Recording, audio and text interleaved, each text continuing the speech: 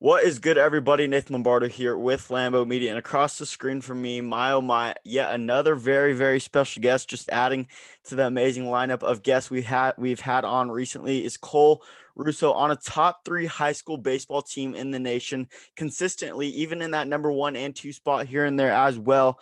Cole, let's start off with that. I just mentioned, you're playing currently with Jesuit High School. You're currently, mid to late high school season right now here in this 2021 high school baseball season. Start off by talking about that, what that's been like, and kind of, how the season has been going for you personally. Yeah, no, it's been a great start. We ended off starting the season as number one in the country, and we started off hot. We came out of the gate strong. We were, I think, 9-0 before our first loss, and we had lost to Venice High School, very talented team, and they were a good club. We went down there, we played there. It was our first loss. We lost in a 3-2 ball game, and then after that, we dropped a little bit in the rankings. But other than that, we've been spectacular since. The next day, we actually played Venice at our place.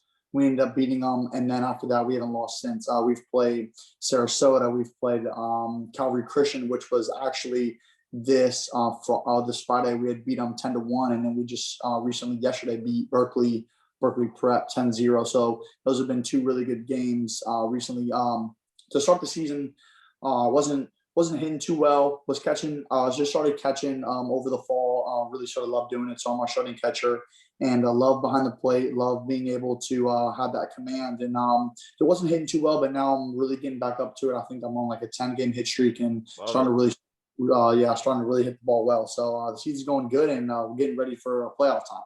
Absolutely. You mentioned, you recently kind of, recently getting into the catcher position and kind of, really getting your feet wet as far as that goes. So we'll get into that a little bit later with you having the capability to actually play the corners in the infield as well.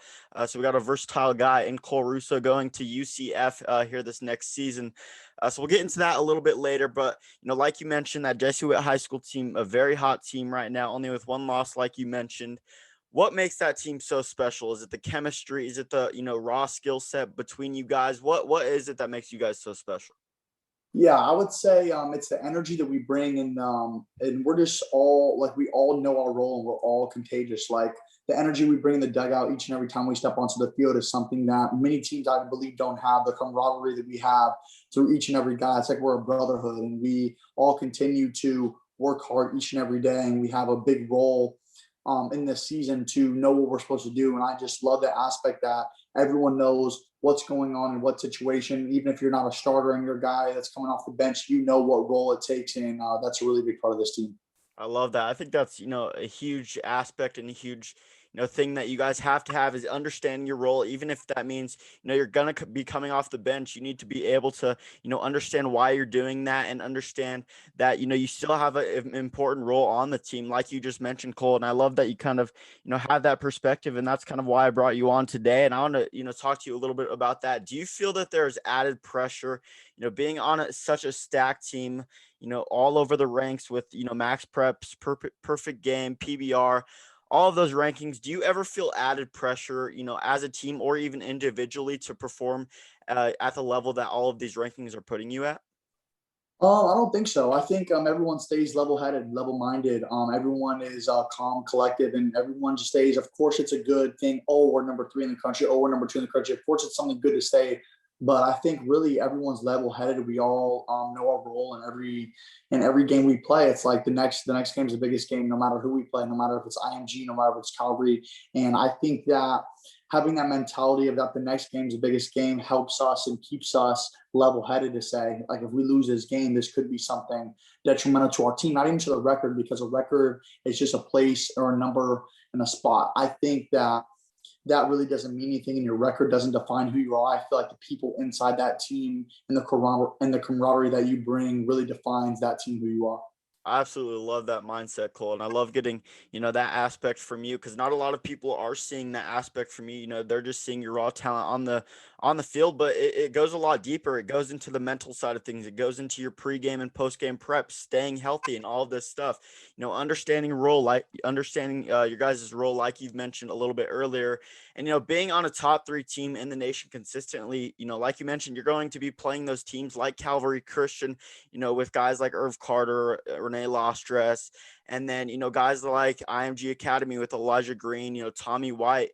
Who would you say has been the toughest team that you guys have faced thus far here in this season? Obviously, you guys have still been putting a lot of runs on the board, keeping runs against on the low side of things consistently. But who would you say has been the toughest team that you guys have faced this season has been?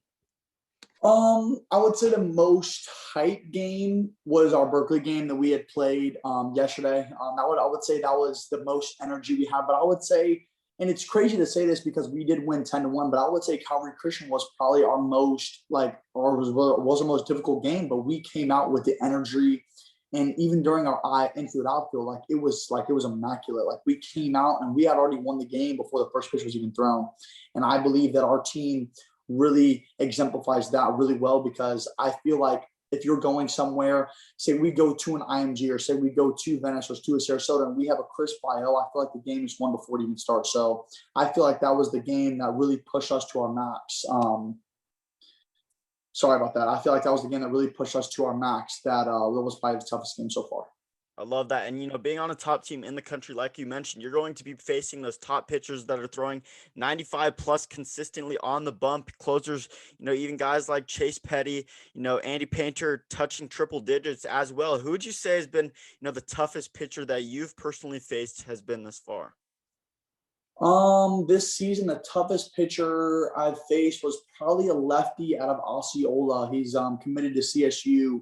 He was a guy that wasn't a high velo guy, was crafty, had a good changeup, good off speed pitch, had a sweeping slider from the left to right hand side. And I thought that he was probably one of the better pitchers that I faced. Connor Whitaker was another one going to Florida State out of Sarasota High School that was really good.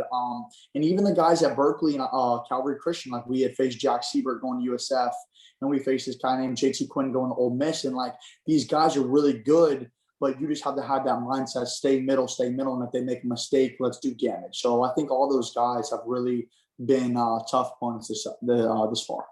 Absolutely. And I mentioned earlier in the interview, Cole, your UCF signee.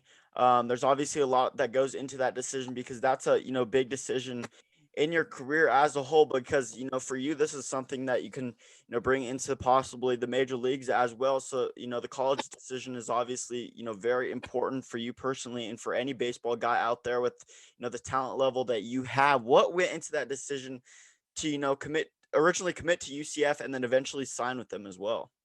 Yeah, no, it was a no doubter for me. I had offers. I had like 6 or 7 other offers, and I had planned on going to North Carolina State on a visit the weekend after that. They were going to do a little mini camp and all that kind of stuff. And then I had UCF set up. I was going to go to USF. I was going to go to Coastal Carolina and a couple of those places. And when I went to UCF, I just fell in love. It was the coaching staff, what they offer, what metrics they bring to the table. And you could tell, out of the weekend that they were there, breakfast, lunch, and dinner, you had every coaching staff on there talking about the campus. All the players had great things to say. And I walked out of there Sunday night, and I was on the drive home. And I was like, Mom, this is the place for me. I feel like home. And that was really brought my attention. I had went to visit with my best friend, Dominic Castellano. We both went on our official visit together. I had committed first, and then soon later he committed. And I don't know if you know, but another player on the Jesuit team named Chris Osnowski had eventually committed to UCF. So now I got two of my best friends going to room with me at UCF. So it's the best of both worlds. Yeah, it's huge. I think that's something that's definitely going to benefit you in the first few months and getting your feet wet over at UCF, is having those two guys, by your side to kind of, get your feet wet in the college atmosphere as well, because it's a whole different world. But what about UCF are you most looking forward to? Is it competing at those high levels? Is it traveling to play those teams like, Vanderbilt, like Ole Miss? What about playing at UCF are you most looking forward to?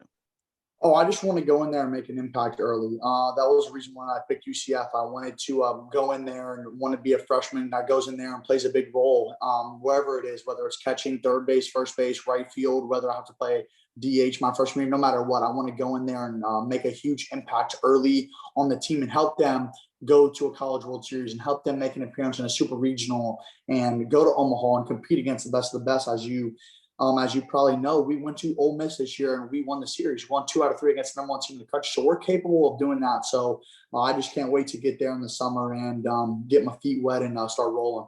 Absolutely. And like I mentioned, and like we were talking about a little earlier, you just somewhat recently started getting your feet wet, behind the dish catching.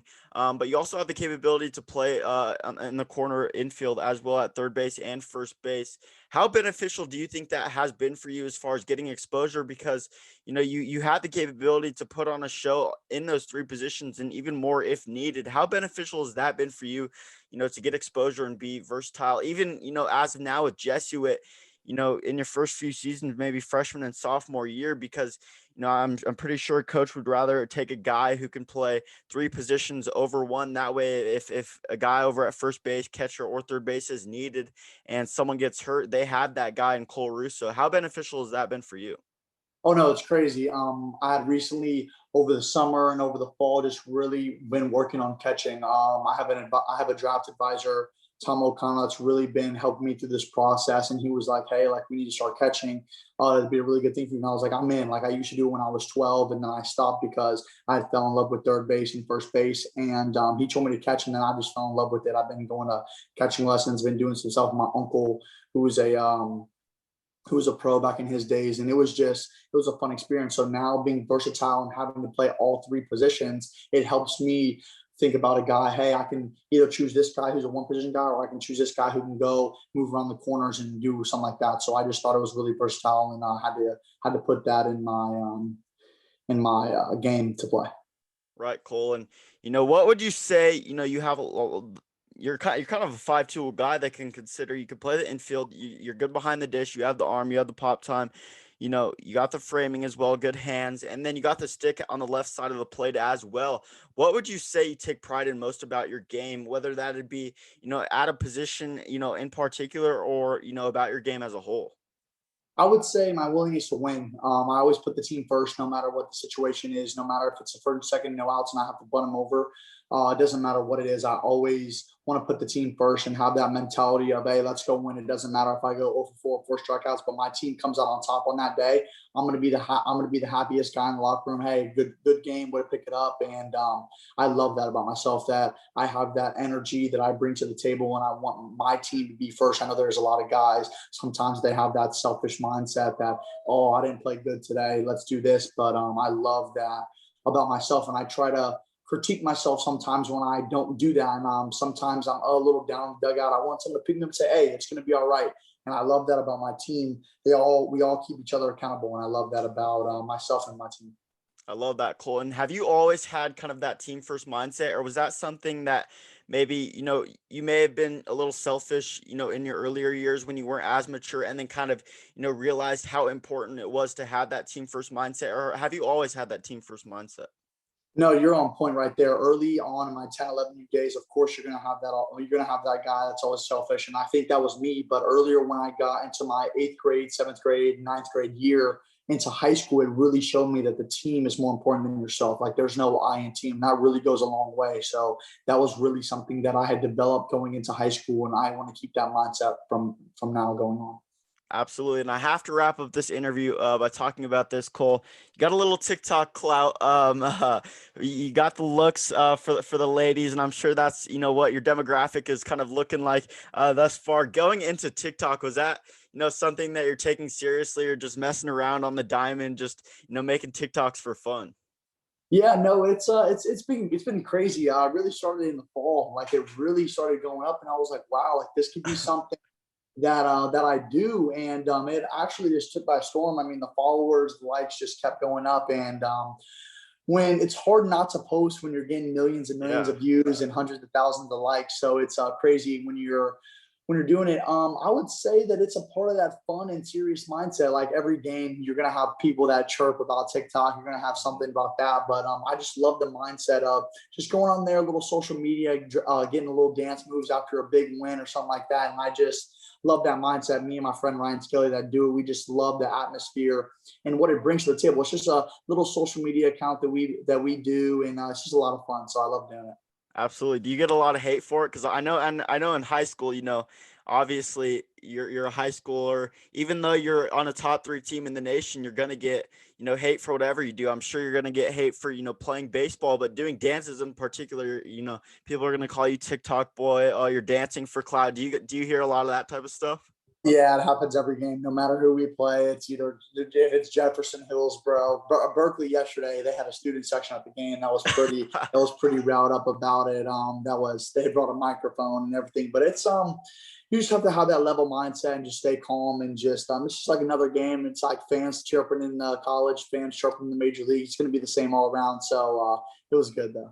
I love that. And you mentioned that another thing you have to have a level mindset about is, scouts in the stands. You're going to have a lot at these big, perfect game events, PBR events, as well as all of the other showcases. How do you have that level headed mindset, throughout the games? Is there anything in particular that you try to do to have that level headed mindset to kind of block out all of the outside noise, or, do you just do you?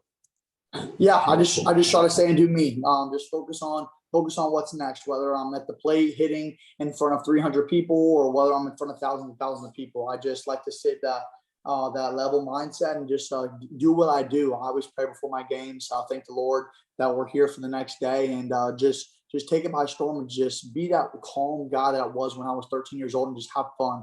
There ain't no reason to get all stressed out about, oh, there's a scout in the stands. Let's just be calm, be normal, and just go play the game that you've been playing since you were four.